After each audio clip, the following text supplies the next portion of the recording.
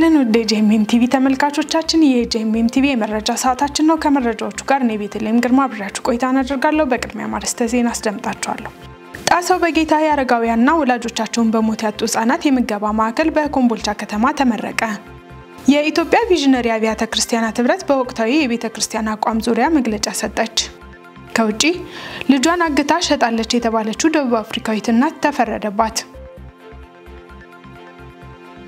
የተወደዳችሁ ተመልካቾቻችን ቆይታችሁን ከኛ ጋር እንድታደርጉ እየጋበዝኩ በቅድሚያ ወደ ዝርዝር ዜናዎቹ አልፋለሁ ጣሰው በጌታ ያረጋውያንና ወላጆቻቸውን በሞት ያጡ ህጻናት የምገባ ማዕከል በኮምቦልቻ ከተማ ተመረቀ የምገባ ማዕከሉ በሳምንት 3 ቀናት ለአረጋውያንና ለህፃናቱ የምገባ አገልግሎት የሚሰጥ ሲሆን 850 ካሬ ሜትር ላይ ያረፈና ወደ 2 ሚሊዮን ብር ወጪ የወጣበት የምገባ ማዕከል መሆኑ ተወስቷል የማዕከሉ ግንባታ ቦታ የፓስተር ተስፋዬ ገብሬ የግል ይዞታ የነበረ ሲሆን በስጦታ መልክ ለአረጋውያኑ የምገባ ማዕከል መበርከቱንና ይህም በመሆኑ ለጌታ ክብር ይሁን ሲሉ ፓስተር ተስፋዬ ገብሬ ተናግረዋል በስነ ስርዓቱ ላይ የተገኙት የከተማ አስተዳደሩና የክፍለ ከተማ አመራሮች የሀገር ሽማግሌዎች የሃይማኖት አባቶችና ለምገባው የተመረጡ 100 አረጋውያንና ወላጆቻቸውን ያጡ ህጻናት ተገኝተዋል በመክፈቻ ንግግራቸውም ላይ ይህን መሰሉ ተግባር የሚበረታታና ለከተማይቱ ትልቅ አስተዋጽኦና በረከት እንደሆነ የገለጹ ሲሆን ፓስተር ተስፋዬ ገብሬ የግል ይዞታቸውን ለዚህ መሰሉ በጎ ዓላማ በማበርከታቸው ምስጋናቸውን አቀርበዋል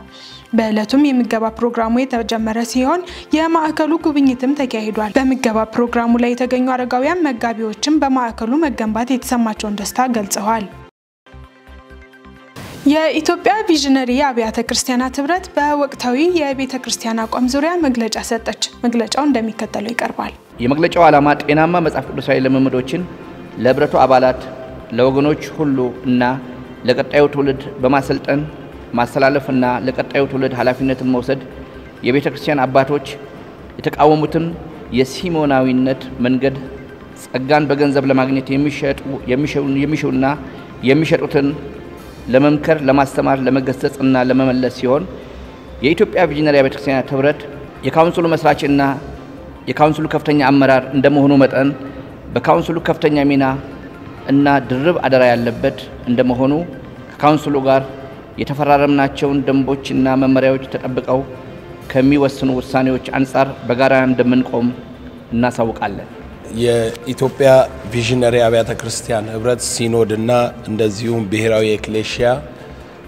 በአቋም ደረጃ እነኚህን 5 ጉዳዮች በትውልዱ መሃል ካሉ ጥያቄዎች ተነስተን ቤተክርስቲያን አቋምና እምነቷን እንደዚሁም የመፍትሄን መንገድ መግለጥ ስላለባት ይሄንን መግለጫ አስተላልፈናል የቪዥነሪ አብያተ ክርስቲያናት መሪዎች እንደዚሁም አካል የሆንበት የኢትዮጵያ ወንጌል አማኞች አብያተ ክርስቲያናት ካውንስል እምነታችንን አቋማችንን የምናሳውቅ ሲሆን የኢትዮጵያ ወንጌል አማኞች በሙሉ በዚህ እምነትና ማንነት እንዲመላለሱ እየጋበዝን እንደ መጽሐፍ ቅዱሱ እምነት እንዲሆን ወስነን ይወጣል ይሄ ማለት መጽሐፍ ቅዱሱ የሚያዘው በተለያዩ የመንፈስ ቅዱስ መገለጦች ላይ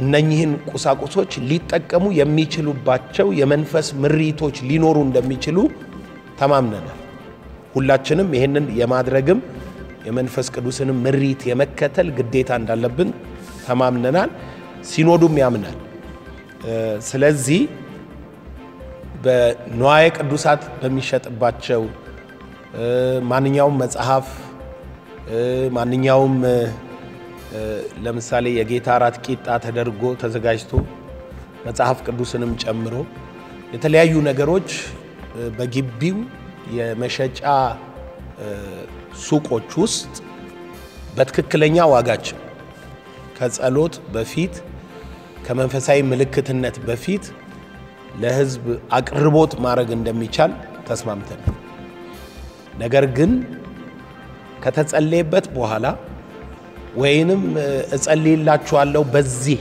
ነገር ላይና በዚህ ያህል ዋጋ ግዙኝ ብሎ መተመን ለገዢው ብቻ ለሻጩ ብቻ ሳይሆን ለገዢውም እርግማንና የእግዚአብሔር መንፈስ የሌለበት ጉዳይ መሆኑን ተማምነናል። ለዚህ ነው ድንገት ሌሎች ቦታዎች ያልተለመዱ ግን በቃላት አጠቃቀማችን ውስጥ ሲሞናዊነት ብለን የምንጠራው። በሐዋርያት ሥራ ምዕራፍ 8 እንደምታውቁት ሲሞን የሚባል አንድ ጠንቋይ ሰው ነበር። በጥንቆላው ከተማይቱን እያስገረመ ሲኖር ፊልጶስ ወርዶ ክርስቶስን ከሰበከላቸው በኋላ በድንቅና በታምራት ገልጠው ካመኑ በኋላ ሐዋርያት መንፈስ ቅዱስን ስላልተቀበሉ ጴጥሮስና ዮሐንስን ልከውላቸው ጴጥሮስና ዮሐንስ መጥተው መንፈስ ቅዱስን እጅ በመጫን ለሌሎች ሲያካፍሉ ሲያዩ ሲሞን የሚባለው ሰው ገንዘብ ይዞ መጥቶ ለሐዋርያት ገንዘቡን ሰጥቶ እኔ እጅ የምጭንበት ሰው ይሄንን የመንፈስ ቅዱስ ስጦታ እንዲቀበል እንዳደርግ ስጡኝ ሲል ጴጥሮስ በቀጥታ አንተም ገንዘብም ጥፉ የእግዚአብሔርን መንፈስ ቅዱስ የነጻ ስጦታ በገንዘብ ፈልጋልና ከዚህ ነገር እድል ፈንታ የለህም ያለ። ይሄ ማለት ምንድነው? ሲሞናዊነት ለተቀባዩ ወይንም ለአገልጋዩ ዘይት ወይም ጨርቅ ወይንም ማንኛውም ቁስ መሸጥ ብቻ ሳይሆን ገዢውም ራሱ እድል ፈንታ ከመንፈስ ቅዱስ የለውም። ስለዚህ በግዢ የሚሆን ማንኛውም ነገር መጽሐፍ ቅዱሳዊ ስላልሆነ ሲኖዶችን አምኖ ጉዳዩን አጽድቆታል፣ በመግለጫም አውጥቷል። ስለዚህ ይሄ እርምጃ በሚቀጥሉት ጊዜያቶች በየቤተ ክርስቲያኑ በኤክሌሲያው በሲኖዱም ያሉት ሁሉ አምነው ወደ ተግባር እንደሚለውጡት ተስማምተን ነው ወደዚህ መግለጫ የመጣ ነው። ቪዥነሪ አብያተ ክርስቲያናት ህብረት ዋናውና ትልቁ እንትን የራሱ አስተምሮ አለው። አስተምሮ ውስጥ ላይ እዚህ ቦታ ላይ ሲገባ ማንኛውም አባል የራሱ የሆነ ዶክትሪናዊ አስተምሮ የተቀመጠበት አለ።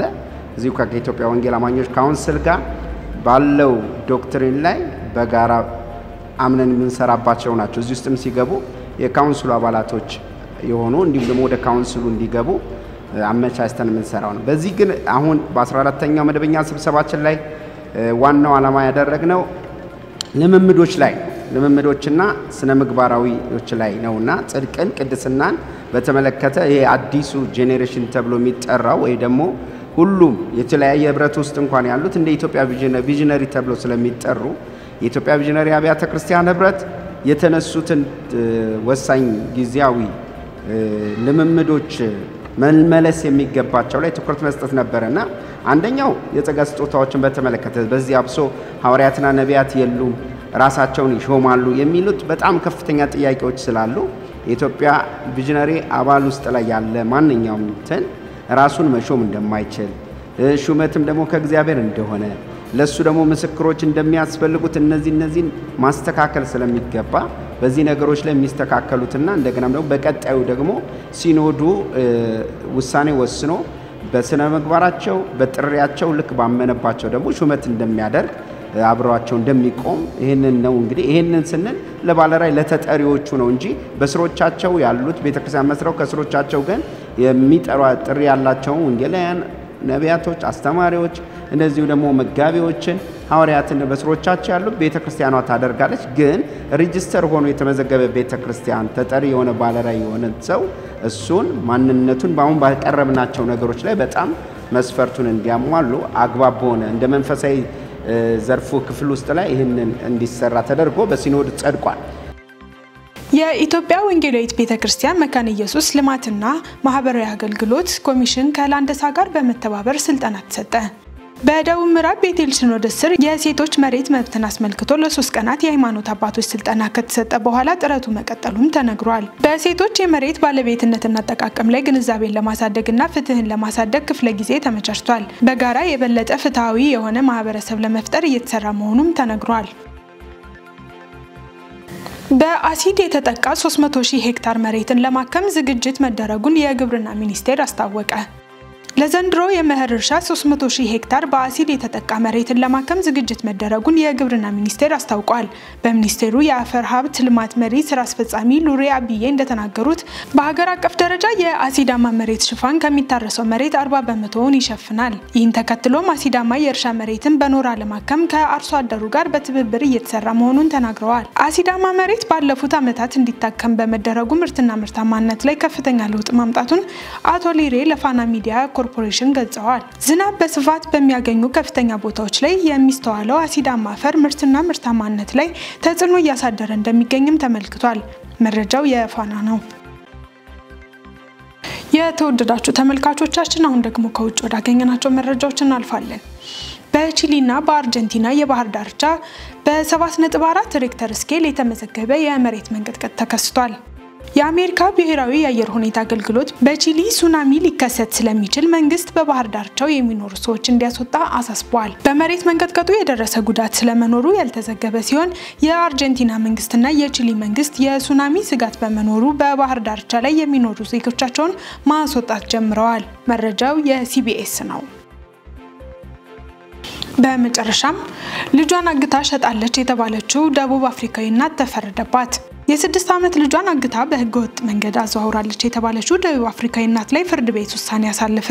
ፍርድ ቤት ኬዝሊ ስሚዝ የተባለችው እናት እንዲሁ የወንድ ጓደኛዋ ዮአኪን ፖሊስና ጓደኛው ስቴቬን ዋን ራያን ጥፋተኛ ናቸው ሲል በይኗል። ጆሽሊን የተባለችው የ6 ዓመት ልጅ ከጠፋች 1 ዓመት አልፏታል። በደቡብ አፍሪካዋ ኬፕ ታውን ከተማ ከሚገኘው ሰላዳና ቤ አካባቢ ነበር ጆሽሊን የጠፋችው።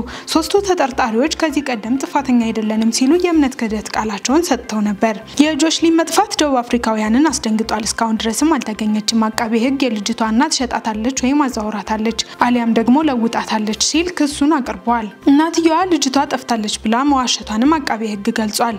ጆሽሊን መጥፋቷን ተከትሎ ደቡብ አፍሪካውያንን አደባባይ ወጣው ፍትህ እንዲገኝ ሲጠይቁ መቆየታቸው ይታወሳል። በተፈጥሯ ሰማያዊና አረንጓዴ አይን የነበራት ጆሽሊን ለአይኗ እንዲሁም ነጣ ለሚለው ቆዳዋ በሚል ለባህላዊ ሐኪም መሸጧ በፍርድ ቤት ተገልጿል። ፍለጋው በስፋት ቢቀጥልም እስካሁን ድረስ የደረሰችበት ሊታወቅ አልቻለም። ዘገባው የቢቢሲ ነው። የተወደዳችሁ ተመልካቾቻችን የዕለቱን መረጃዎች ከማጠናቀቃችን በፊት አርዕስተ ዜናዎችን ላስታውሳችሁ።